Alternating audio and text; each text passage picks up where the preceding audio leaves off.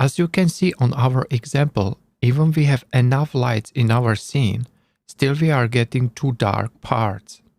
And the reason is because we are missing light bounces.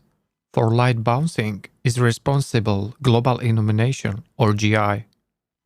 Go to render settings, click on redshift. Now you can see GI tab. And under GI section we have primary GI engine and secondary GI engine. And both as default are turned off. So if we would like to use our primary GI engine, we have to choose one of the method how we will get our global illumination.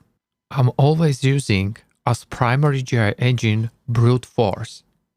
And as you can see in our render view now, global illumination helping us to get much more realistic results and light bounces rid of or our very dark parts. To see it even better, let's switch to clay mode. And here is how it looks without GI.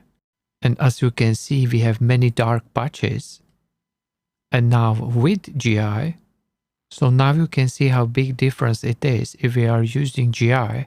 And why is GI important if you would like to have much more realistic results. And to get even more details, we can use also secondary GI engine. As you can see, we can choose from 3 options here as well. But again, I'm using mostly brute force. And in our render view, you can see how improving our GI if we are using secondary GI engine. So we are getting even more bounces, which are improving our final result. And for deeper understanding, here you can see how works one bounce from primary GI engine and how works more bounces from secondary GI engine. GI is very often producing grainy results.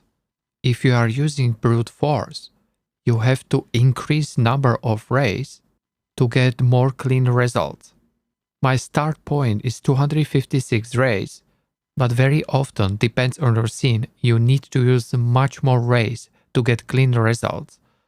Also, you can choose number of GI bounces, so always start with a lower number and you can increase if you really need it.